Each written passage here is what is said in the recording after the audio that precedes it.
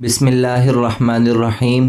السلام علیکم ورحمۃ اللہ وبرکاتہ۔ پیارے دوستو، جہنم میں کچھ لوگ کوئلہ بن کر جنت میں بھی پہنچیں گے۔ ایک حدیث ہے، رسول اللہ صلی اللہ علیہ وسلم نے ارشاد فرمایا، موحدین میں سے کچھ لوگوں کو جہنم میں عذاب دیا جائے گا یہاں تک کہ وہ کوئلہ ہو جائیں گے، پھر ان پر رحمت الہی سایہ فگن ہوگی تو وہ نکالے جائیں گے اور جنت کے دروازوں پر ڈال دیے جائیں گے۔ آپ صلی اللہ علیہ وسلم نے پھر ارشاد فرمایا، پھر جنت کے لوگ ان پر پانی چھڑکیں گے تو وہ ایسے ہی اگیں گے جیسے کوئی دانہ بہنے والے پانی کے کنارے اگتا ہے، پھر وہ جنت میں داخل ہوں گے۔